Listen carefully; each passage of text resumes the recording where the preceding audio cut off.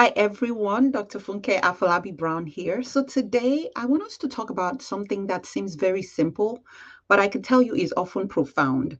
And the reason why is that it gets overlooked a lot of times, and that is when you as a person, as an individual or your child is still sleepy, what else could be going on, especially if you feel like you've gotten enough sleep.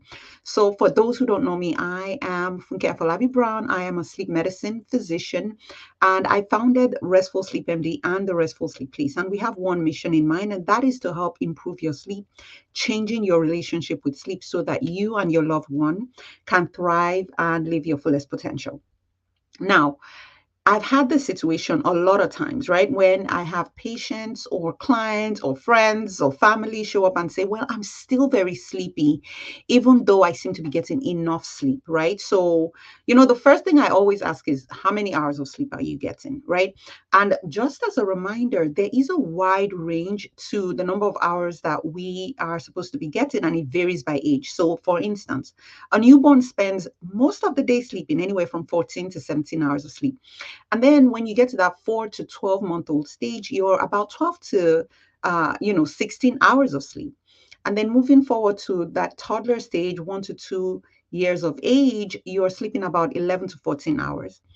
At about that preschool age, between 3 and 5 years, it's anywhere from 10 to 13 hours. Now, moving on to school age kids, anywhere from 6 to 12 years, usually we'll say anywhere from 9 to 11 hours of sleep. And then the teens, anywhere from 8 to 10, and then adults, 7 to 9. So you can see with each age group, there is a wide range, right? So when you say you're getting enough sleep, what does that mean? Is it enough in the sense of you, maybe as an adult, getting 7 hours, which, yeah, it's kind of enough in terms of the recommended hours of sleep, but is it enough for you? The reason why I said this is so profound is that we are grabbing supplements off the counter at the store. We are using all the sleep hacks. We're tracking our sleep. We're doing all kinds of things. Sometimes we're on sleep aids, trying to figure it out. Meanwhile, it is something as basic as not getting adequate quantity of sleep. And if you followed me for a while, you'll know that one of the things, or some of the things I talk about, is when we're talking about restful sleep, we're not just talking about the quantity, okay? We're talking about the quantity, the quality, and the timing. So, quantity actually matters. Yes, of course, the continuity of sleep, the timing of sleep, and the quality is very important. But I would say one of the things that I usually want us to start with is the basics. And so, really making sure that you're getting adequate quantity of sleep. So back to that example, you are tired or your teenager is tired, and so they're sleeping maybe 7 hours of sleep a night, which technically, if you're an adult, that's enough. If your teenager is, getting 8 hours, technically it's within the recommended range. But is it enough for you? So if you are in a situation where you feel like you're still sleepy when you're waking up, that's one of the first things I want you to look at. Like, am I getting enough sleep for me? Now, there are different ways by which you can figure out how much sleep is enough for you. I think something as simple as this. When you sleep and you wake up in the morning, how do you feel in the morning? If you're tired, if you're sleepy, and you're getting maybe the bare minimum, I would encourage just try to extend your sleep a bit. I'm not saying jump from 7 to 8 hours directly, because if your body's not used to it, you might actually struggle a bit. Or you might not even have the time to fit that in yet because your schedule is so busy. So let's start with adding 15 minutes every few nights. So maybe instead of going to bed at 10 p.m. or 10:30, you start to go to bed at, 9:45 or 10:15, depending on what that is. So making those gradual shifts will actually extend your sleep overall.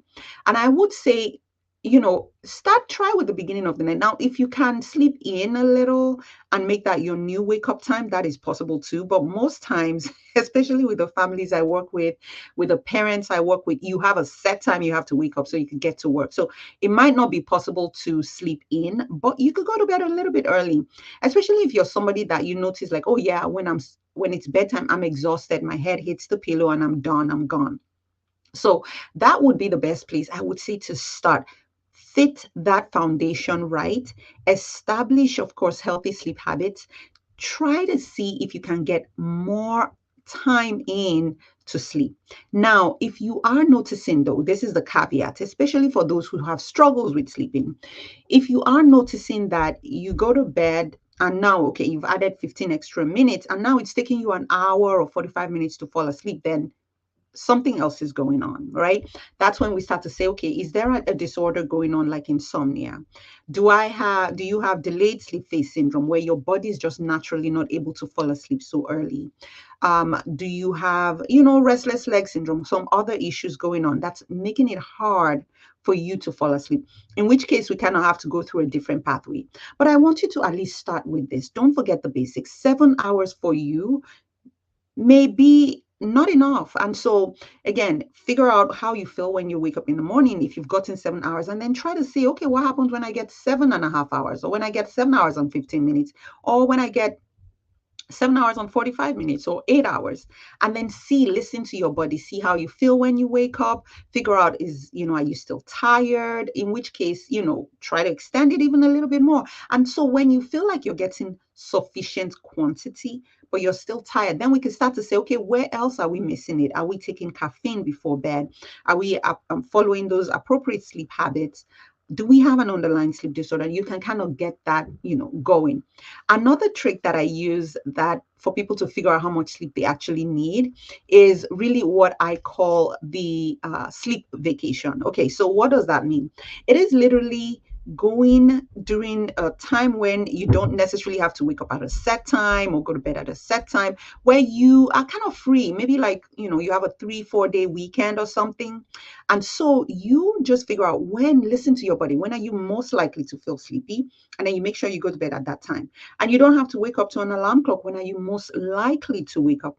And then that might end up being what your total sleep time is. And honestly, I see this as a game changer for a lot of people, especially women who have been so used to being sleep deprived. They're like, no, I'm fine, 6 hours of sleep. And then they go on a sleepcation, I call it.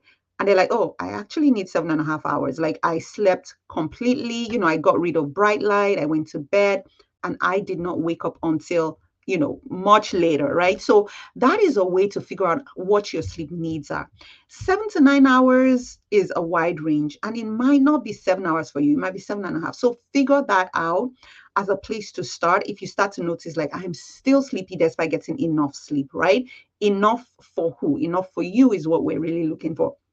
So I hope this has been helpful. The next video, I'm going to be really talking more around what about the timing of sleep. If you're sleepy after, you feel like you've gotten enough sleep, it might be because the timing is off. And so we'll talk through how to figure that out. If you're new to this channel, I want you to hit that subscribe button. I want you to share and leave comments below. Let me know how this is connecting with you. And also, if you're looking for a sleep practice where you feel seen, where you feel heard, or you need some coaching on how to help you get your best sleep ever, then I definitely want you to visit our website. It is restfulsleepmd.com. That's restfulsleepmd.com. Or you can give us a call, 215-607-8297. If you are in California, Pennsylvania, or New Jersey. This is where we serve patients. So again, it is amazing to always hang out, speak with you. And until next time, I hope you rest well.